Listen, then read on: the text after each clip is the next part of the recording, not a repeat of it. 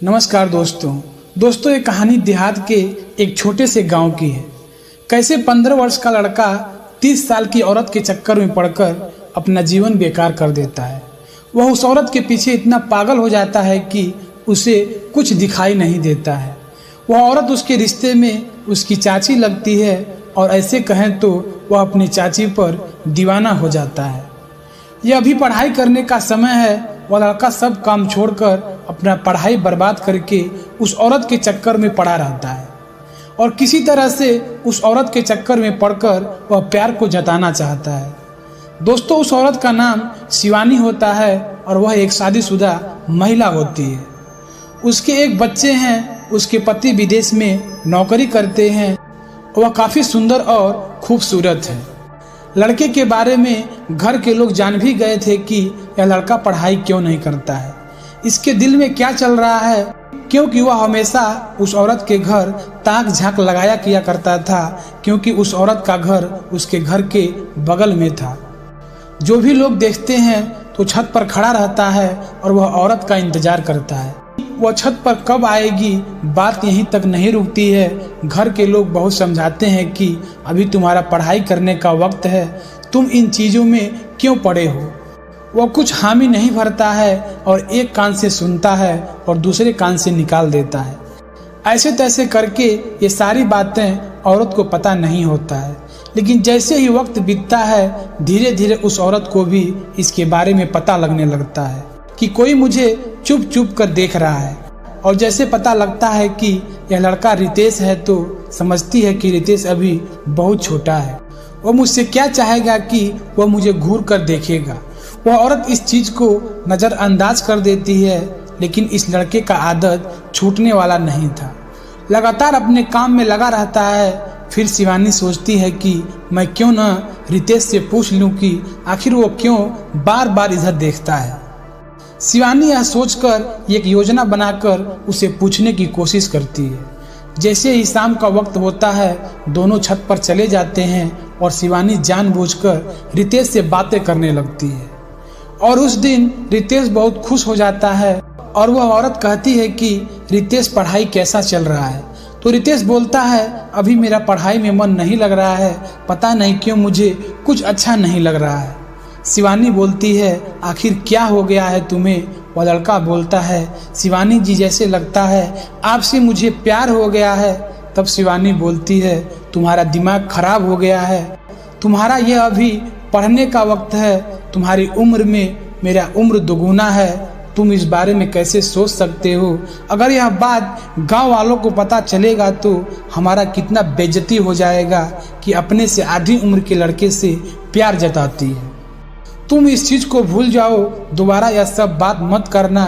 तभी वो लड़का बोलता है, शिवानी जी मैं आपको बहुत दिनों से पसंद करता हूँ और मुझे आपसे मोहब्बत हो गई है, मैं इस चीज़ को भुला नहीं पाऊँगा। इसके बाद वो औरत नीचे चली जाती है और वह कुछ सोचने लगती है। पता नहीं उसके दिमाग में क्या आता है और वह सोच लेती है कि अपने पति से कह दे। फिर सोचती है कि मेरा पति विदेश में नौकरी करता है, अगर उसको इसके बारे में पता चलेगा तो उसका भी दिमाग बट जाएगा और काफ़ी परेशान हो जाएगा। फिर सोचती है करूँ तो क्या करूँ। फिर उसके दिमाग में आता है कि यह 15 साल के लड़के काफ़ी अजीब होते हैं, चलो क्यों ना मोहब्बत का इजहार कर लिया जाए। दोस्तों, वह भी उस लड़के के मोहब्बत के बारे में सोचने लगती है और वो छत पर आकर बोलती है, रितेश तुम्हारा मोबाइल नंबर कितना है। रितेश समझ जाता है कि मेरा तो काम हो गया, लेकिन शिवानी को नहीं पता था कि उसके घर में एक देवर है। उसको यह चीज़ मालूम चलेगा तो वह अपने भाई से बोल देगा। दोस्तों, सिलसिला ऐसे चलता रहा। दोनों आपस में बातें करते रहे। बातें करते करते बातें काफ़ी आगे चली जा रही थी। अब तो वह लड़का शिवानी से मिलने का जिक्र करने लगता है, लेकिन शिवानी बोली ऐसा नहीं कर सकती, घर में लोग रहते हैं, उन लोगों को पता चलेगा तो मुझे इस घर से निकाल देंगे।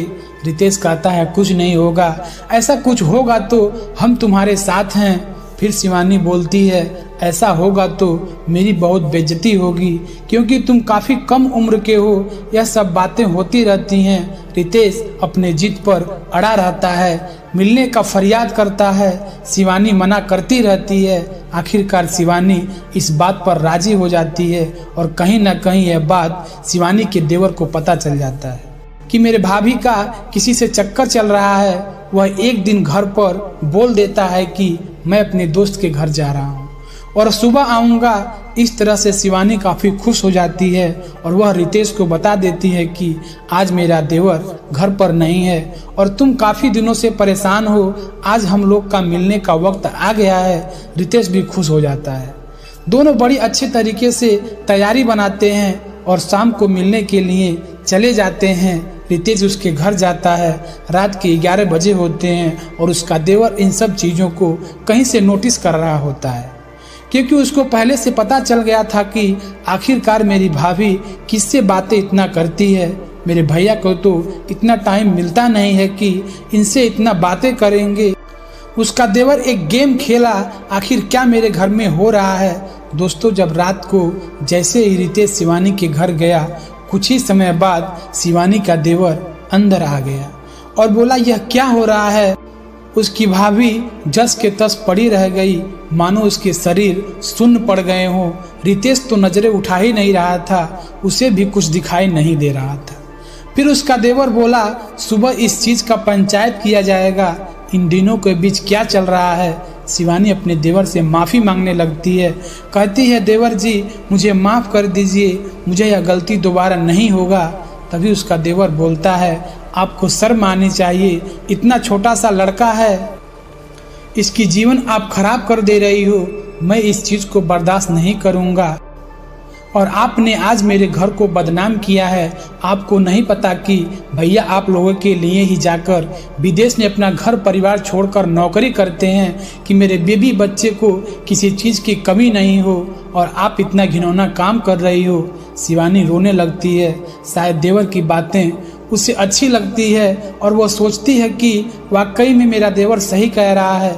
देवर की बातें वह दिल पर ले लेती है और अपने देवर से गले लगकर रोने लगती है और कहने लगती है आज के बाद मुझसे यह गलती दोबारा नहीं होगा। यह बात अपने भाई को मत बताइएगा और गांव वालों को पता चलेगा तो हमारे घर की बेइज्जती होगी।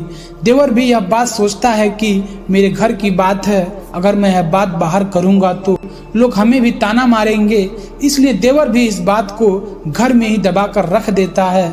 सोचता है भाई से बोलूंगा तो भाई भी परेशानी में पड़ जाएगा, उसे भी घर की याद सताने लगेगी और उसका भी मन नहीं लगेगा, मेरे घर की स्थिति खराब हो जाएगी।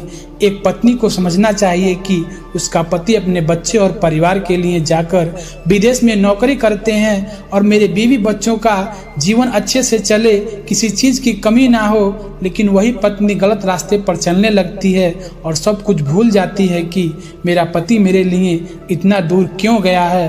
दोस्तों, ये कहानी से बड़ी सीख मिलती है और आपका परिवार अच्छे से चल सकता है। कहानी अच्छी लगी तो चैनल को सब्सक्राइब करके लाइक कर देना। धन्यवाद।